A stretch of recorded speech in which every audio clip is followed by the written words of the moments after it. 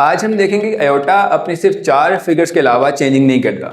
इसका मतलब I1, I2, I3, I4 ये सिर्फ डिफरेंट हैं और जो इनके सीक्वेंस आएंगे वो सेम होंगे। इसका मतलब I1, I5, I9, I13 same होगा और इसी तरह सीक्वेंस सेम रहेंगे।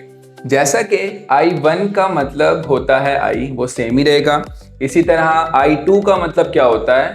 I2 का मतलब होता है माइनस, आपने याद किया है ये चीज़ को। और इसी तरह I3 का मतलब क्या होता है? I3 को हम ओपन करते हैं I2 में और I1 में।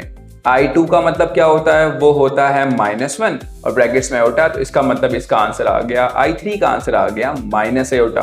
ओके, और हमारे पास लास्ट रह गया I4। I4 का मतलब हम लिखेंगे I4 which is equal to I2 और बाहर एक और 2 विच इज इक्वल टू -1 की पावर 2, तो हमारा आंसर आ जाएगा सिर्फ और सिर्फ +1। इसका मतलब I4 का मतलब होता है +1। तो यहाँ हमने समझा कि अगर आयोटा की पावर 4 का मल्टीपल आती है, यानी 4 के टेबल पे आती है, 4, 8, 16, अगर इस तरह आता है तो इसका मतलब उसका आंसर हमेशा हमेशा ही 1 आएगा। और इसी तरह अगर आयोटा की पावर 2 के टेबल पे आती है और 4 के टेबल पे नहीं आती है तो इसका मतलब उसका आंसर हमेशा हमेशा -1 ही आएगा। अब इन दोनों को आप गेस करेंगे।